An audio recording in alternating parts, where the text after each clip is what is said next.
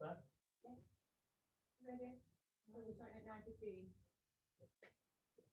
Well, if Abdul joins me by 4 at 9:15, we're just going straight on. Yeah.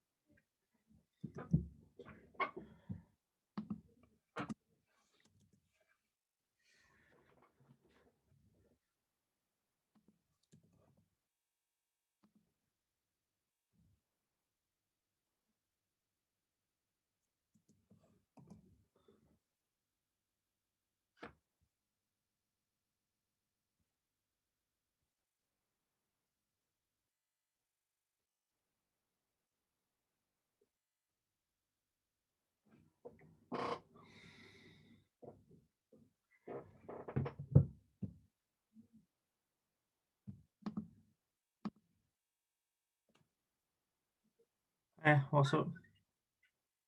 What's up? Right. Okay. Did you not do your test last night?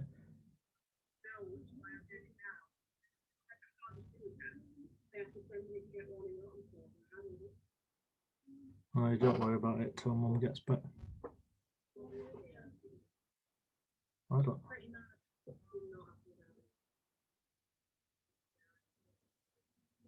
I don't know. You book a test, you have to Google it. I've never done it. I'm on a podcast, I'll have to go.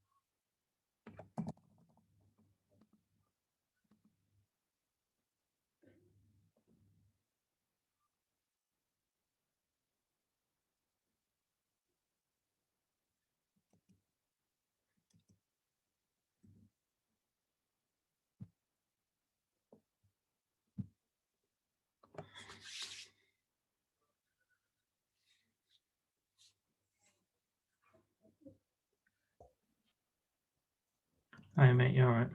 Yeah, you? Yeah. Oh, great. How's lighting from my end? Is it okay? Yeah, you look fine, yeah. Look like you've had a nice haircut, looking smart. It's a DIY job. Still a DIY job. I think the barbers have lost trade from people like me. We've learned how to do it ourselves now. Well, we have as well. Our 3 boys used to go for the haircut every couple of weeks, but Robin just does it himself now. There you go. All sorted now. No need to go. Yeah, fantastic. We've had the lights changed in here as well over the weekend, so I was curious how it would be actually. Yeah, I think it looks a bit better actually. A little bit better the lighting, I'd say, than normal. Brilliant. That's good. It's the fluorescent ones we've put on the LED yeah. lighting. Yeah. It's more energy efficient. So yeah, we're having the whole building change, the lighting changed in the whole building, getting rid of the fluorescent tubes. Yeah. The LED lighting is so much more energy efficient, so hopefully our bills might come down over the next few months. You're spending some cash, aren't you, on that building? I mean, now that I've kind of took over, you know, I've got the freedom to do what I want, really. Yeah. I don't have to ask a senior partner anymore. So I think my mantra is, you know, I'm spending most of my time here, most of my, well, working awake time, if you see what I mean. Yeah. So might as well make it look right for me, the staff, and patients. I agree. Yeah, you should come down sometime, you know, have a I will. look, see what we've done. Yeah, I'm keen to look at your garden as well. Oh, don't come for that right now. It's a bit of a building site because, you know, the extension works. Yeah. They're still being done on outside, still being done. So we haven't been able to let volunteers in or do much ourselves. So once that's out of the way, over the next couple of months, then we can start again. Cool. Right, are you ready to go live? Yeah, we can do. Yeah, we can do. Right, I'm going to click the button and then I'll wait till it loads up and then we'll go for it. Mm-hmm.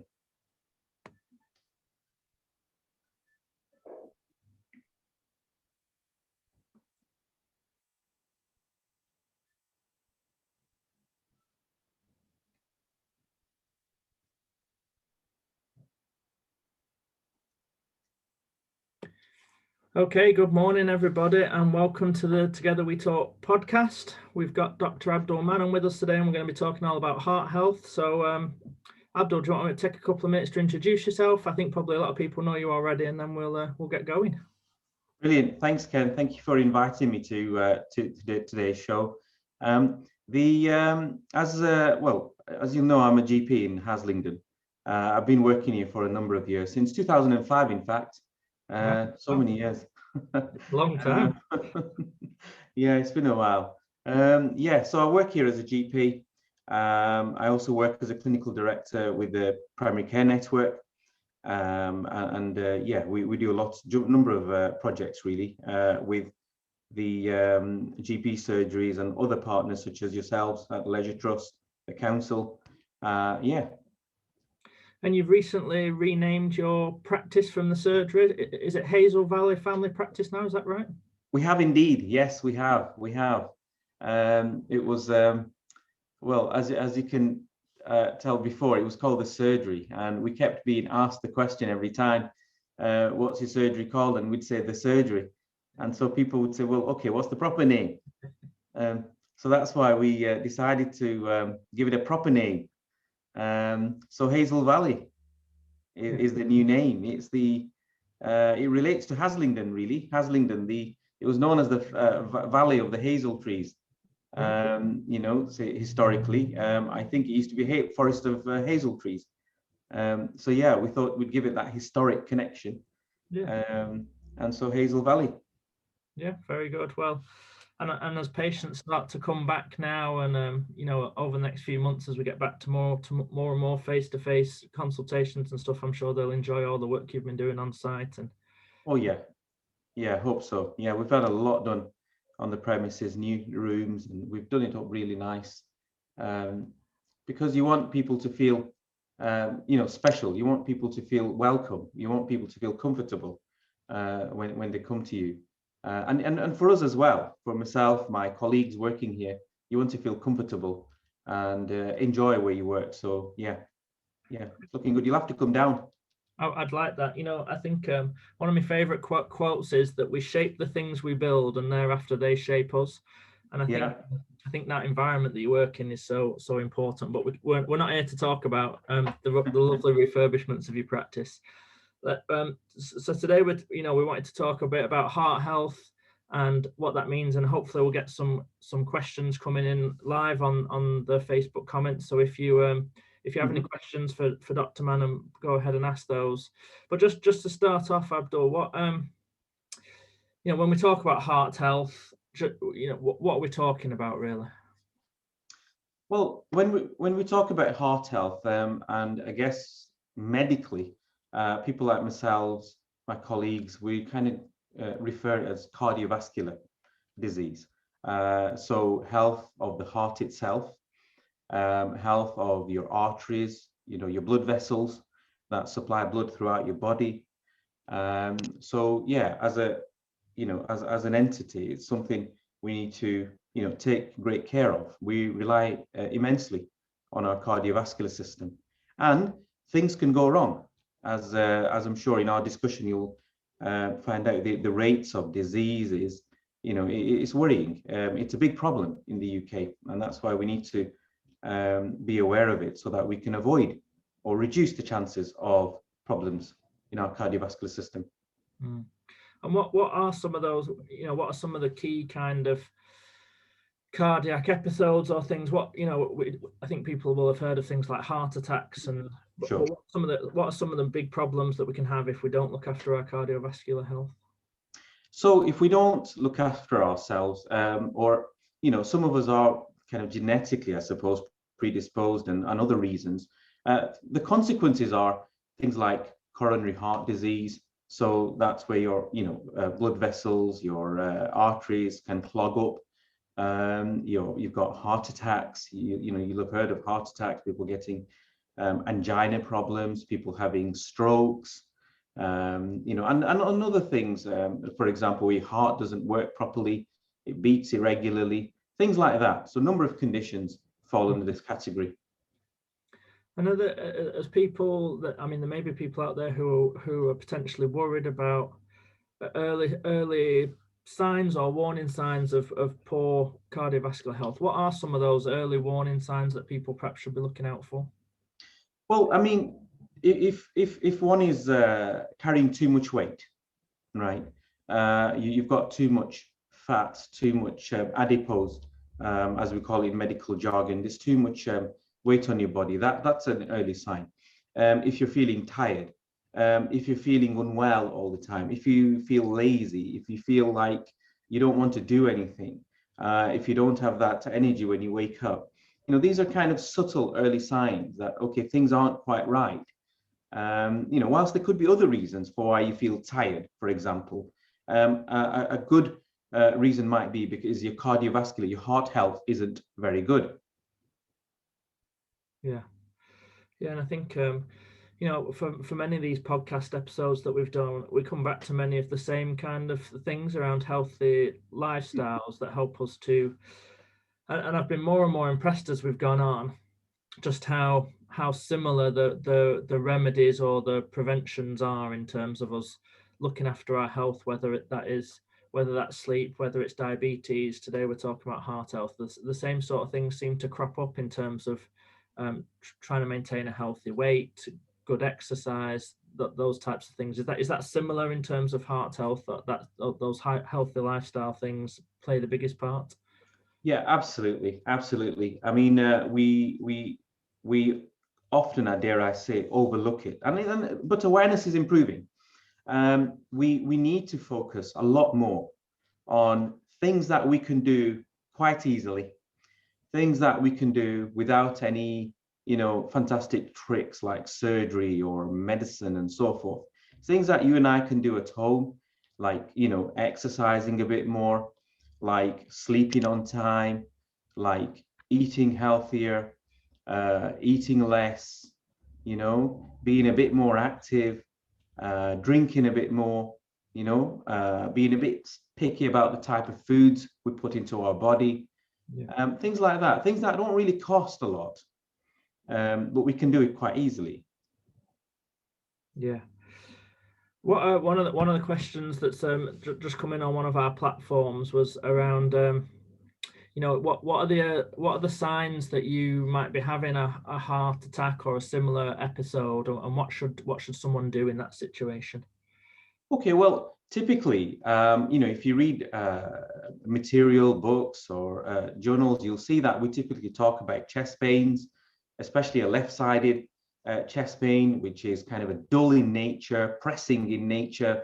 It can radiate up to your neck or go down your left arm. And that's, like an early sign that, something might not be right with your heart. You might be sweating, you might feel out of breath. So anything like that, really, or even if you feel uncomfortable with your chest, because I don't want people to get hung up about those particular signs that I've just mentioned, because sometimes people describe episodes like a heartburn. Sometimes people don't even get pain at all, but they're having a heart attack. So, if anything that feels unusual with your chest or your breathing, or a sudden major feeling of tiredness, you can't explain it, think about, could it be a heart attack? Of course, you asked me, what do you do in that instant? Well, what you don't want to be doing is just sitting around and doing nothing, don't get advice, and the episode worsens, and God forbid, something disastrous happens. You want to call 999. It's something that really should not be delayed at all. You shouldn't even be ringing your GP or going to a minor injury unit. You should really be calling 999 so that help arrives to you via the paramedics, via our ambulance service. I think that's a really important point, because I think from some of the reading around and conversations that I've had, it can start. Some of these episodes can start, and the symptoms might not feel too serious. You might think, oh well, I'll see how I feel in a few hours, or I'll go to bed and I'll see how I feel in the morning. But if you start to have some of these symptoms, that the advice is there to dial 999 and make, but better safe than sorry, I suppose, if you're worried that you might be having a Absolutely, because it's so important. If we, and this is where we're getting really good at in the UK over the last, I would say since the 1960s, if you look at the rates of people dying or a fatal incident happening after a heart attack, we've reduced it by almost 60% since the 60s.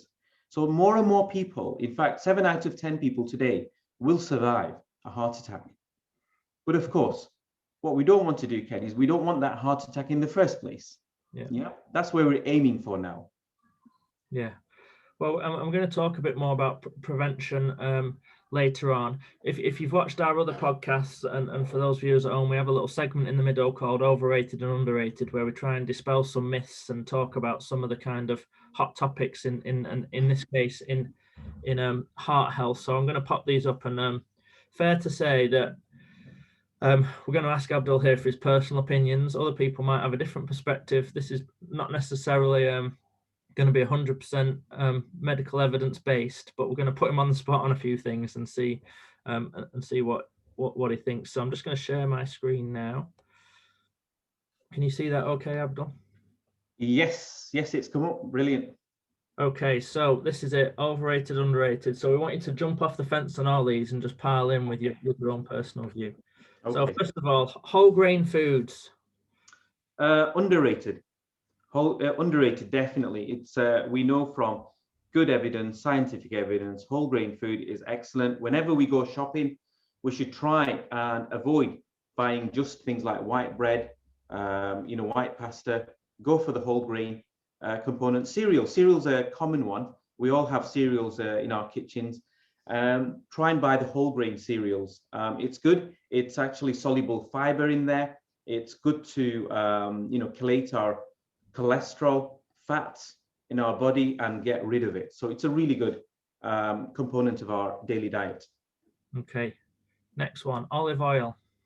Underrated again. There is very good evidence. Olive oil is good in the type of oil it has. So you have something called saturated fats, which you get more in processed foods, in kind of things like red meat, and so forth. So those are the kind of fats we try to avoid. Whereas natural oils like olive oil, in moderation, they have the right kind of oils, the more polyunsaturated fats, the fats which are, well, better. They're better for you. So for cooking purposes, olive oil. For using in like salad dressings and things like that, olive oil. Okay.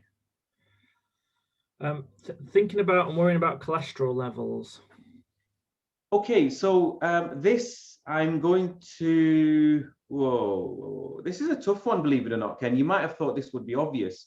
Yes, it's important to think about cholesterol levels, because cholesterol levels are related to the rates of heart attacks, to the rates of strokes, and all sorts of cardiovascular problems we face. Now, the other thing I feel, the other side to it is, I think there is a kind of an unhealthy obsession as well to cholesterol. And with having such an obsession with cholesterol, we tend to ignore things like sugars, which are just as important in heart health, if not more important, to look at controlling of sugars and carbohydrates as much as looking after how much fats we consume. So it's a bit of a tricky one. Is it overrated, underrated? This is a fence issue, I think. Okay, we'll let you off with that one, but that's your yellow card for being on the fence. Oh, sorry, man. Okay, heart health diets and these special diets that you people might see in the press. Okay, my personal view, overrated. And the reason for that is that we should, it's not just me. If you go to the British Heart Foundation's website, you'll find that we talk about a balanced diet. We're talking about a balanced diet rather than, a special soup diet or a protein diet or, something that comes in little bags or little bottles or something. No, you need to think about the foods that you'll be eating for the rest of your life. So let's make small but regular changes so that our regular diet looks healthy. It's the right portions in terms of the amount of carbohydrates you have, the amount of fats you have, the amount of proteins you have, because it's important to realize we actually need all these food components in our diets. They're all important. So by kind of removing it completely or making wholesale changes to it, I don't think is the right thing to do. And quite often you find the soup diet, for example, or people go on a toast diet. A friend of mine went on a toast diet, believe it or not, and he lost a lot of weight whilst he did it. But within a few months or probably a year or so, he put the weight back on, because the toast diet is not sustainable, or a soup diet is not sustainable for the rest of your life. So always think about what can you maintain for the rest of your life. Look at ethnicities, for example. So somebody from my background, we have a lot of curries in our diets. We have like bhajis, we have rotis and rice in our diet. I would think about how can I tailor that particular diet in a more healthier way? How can I cook the curries in a more healthier way? How can I have rice but in a healthier way? So whole grain rice, for example, rather than white rice. Basmati rice rather than normal rice. Rotis, how about wholemeal rotis rather than white flour rotis? So try and adjust the diet that you love and make that more healthier, and therefore you'll sustain that change for longer. You're making me hungry. I'm fasting as well, Ken. I was thinking that as we're talking about it, you could see your mouth almost a bit. How's the fasting going? Fasting's going great. I actually, believe it or not, I actually enjoy this time of the year. It's a full month of fasting we do. We fast from sunrise to sunset, and it goes on for a full month, as I said. I've actually done this to myself in the past. I've checked my cholesterol levels. I've checked my sugar levels prior to Ramadan starting, and I've checked it afterwards. And I find really my cholesterol levels improve. My baseline sugar levels drop. I actually eat better, healthier foods in Ramadan. So yeah, I like it. And as you know, some people do the intermittent fasting thing, which is, you allow your body to almost have a rest from the burden, shall I say, in inverted commas, of eating. We overconsume. Yeah. Okay, next one. Use of medication. Right. This is right. Okay. Now you did say my personal opinion, didn't you? Yeah. Okay. So this is a real big disclaimer, because I don't want any pharmaceutical companies or anybody coming and bashing me. I don't want my patients to suddenly stop their medication, because I'm going to say they're overrated. All right, overrated. And I'll tell you why. I'm not just going to say why I think they're overrated. I'll explain myself. People have a kind of unhealthy obsession, and I include myself in there as a practitioner, as somebody who prescribes medication. We have what shall I say, an over dependence culture on, all right, yeah, cholesterol's high, let's put somebody on statins. Now, I'm not saying that's not important. I think it is important for a number of people. There is no other options but to put people on statins for at least a brief period of time, if not long term. But what I say to my patients for in those circumstances is, you know, you can do so much to help yourself to lower that cholesterol on your own. You know, drop your weight, exercise, look at the type of foods you eat, you know, and you can lower your cholesterol quite a lot actually through dietary measures, through lifestyle measures. If you look at blood pressure, that's another example. If you're on, you know, blood pressure medication, we have to ask ourselves, do I need that medication? Now, guys, if you're on blood pressure medicines already, don't just stop it.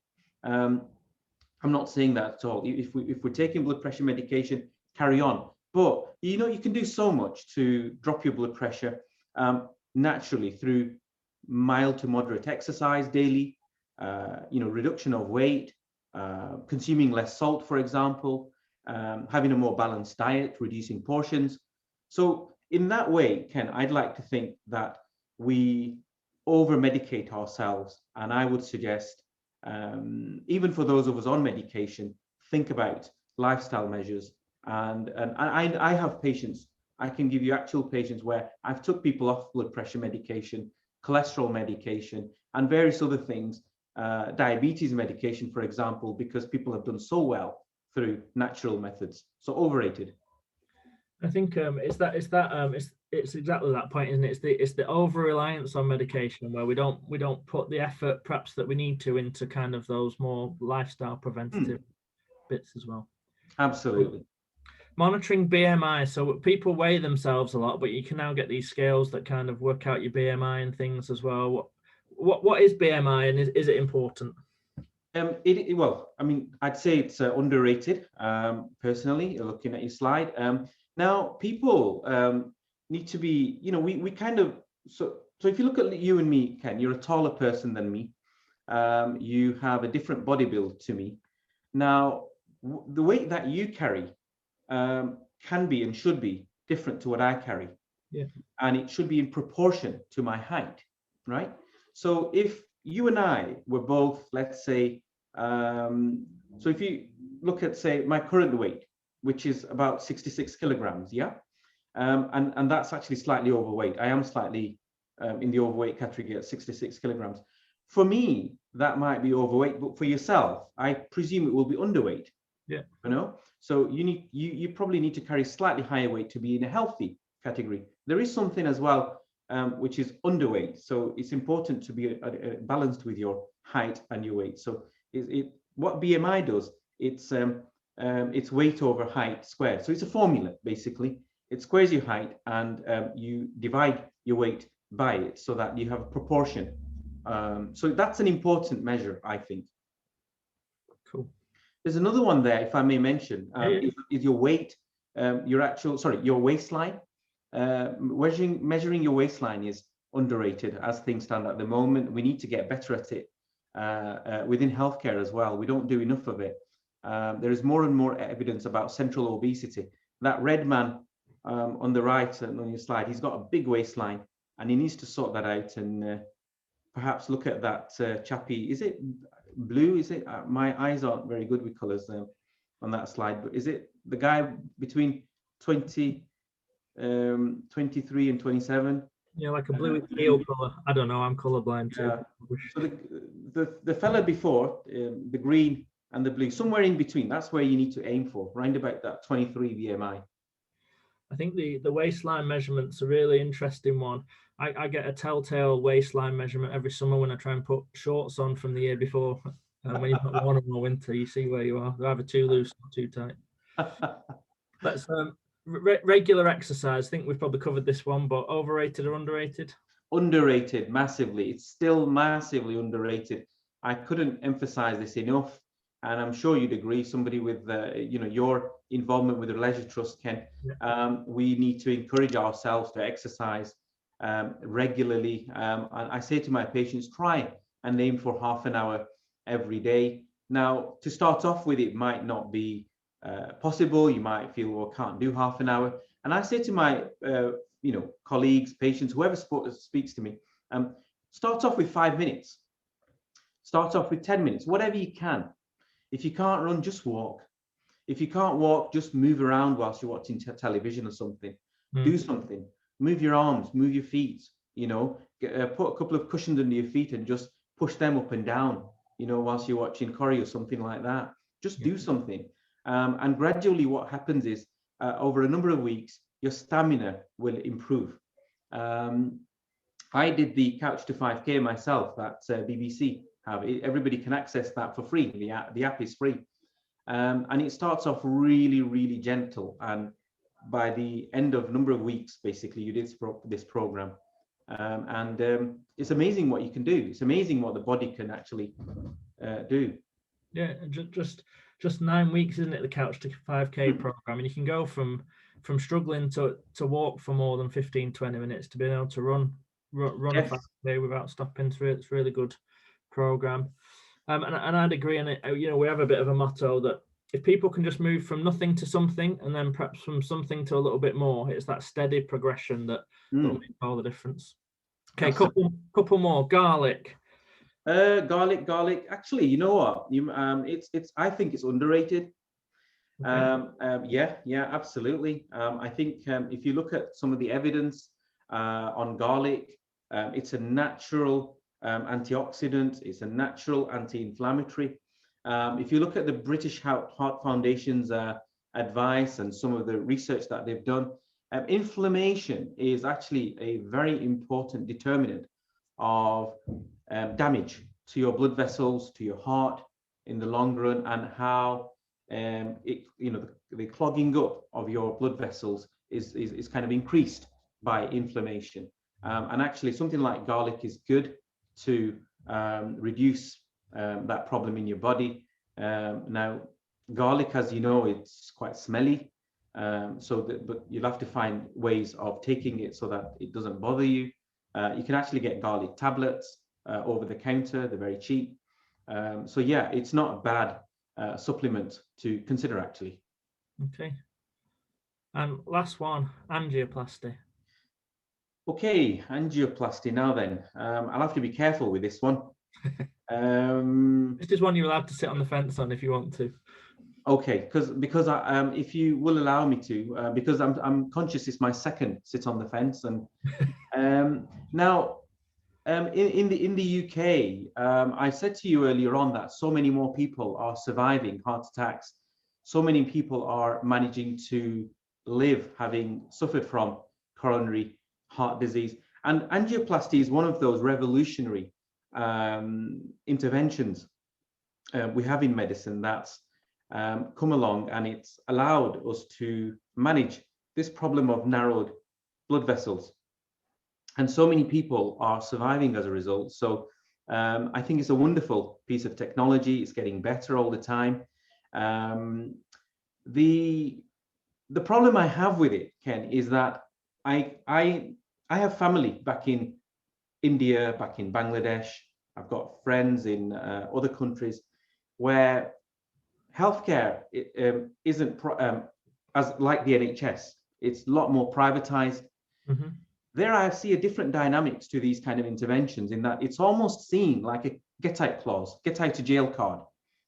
I can do what I want. I can eat what I want. I can put on weight. I can be irresponsible, because you can do these wonderful tricks like an angioplasty, and that will see me through. And that's where the problem is. And I have a bit of a dilemma with that. We shouldn't see things like angioplasty as a panacea to let's just do what we want and behave how we want. No, we don't want to go there in the first place, basically. But it's a wonderful piece of, revolutionary piece of technology in heart, managing heart disease, and it's saving thousands of lives as we speak. Yeah, and similar point, I suppose, to the medication point of in its proper use, it's incredible and does and really helps people, but not for us to rely on it, or like you say, to act kind of, I don't know if irresponsible is the right word, but act in a manner where we don't look after ourselves, relying on the fact that, well, if something happens, I can always just have surgery and that'll sort it out. Yeah, absolutely. I guess that applies to most illness, isn't it? Really, you want to avoid it rather than just accept that the technology is so good that I'll be okay anyway. Absolutely. Okay, we've got a few minutes left, and we've had a couple of questions come through. The first is around, are men more likely to have heart problems than women? Is it a male only thing? What's the balance between men and women in terms of? Yeah, I mean, to quote BHF, I was looking at that a few weeks ago. Yes, it affects more men. We know that. The chances of heart disease increases in women as we get older. So postmenopausally, the rates do actually increase, and they become similar to men. You're talking 1 in 8 chances in men, and women you're talking 1 in 13 approximately. So that gives you an idea in terms of the proportion. So yeah, I hope that answers that question. Actually, it does affect more men. And in general terms, is heart disease something that's increasing or decreasing? How are we doing, sort of, within Great Britain and locally? Yeah.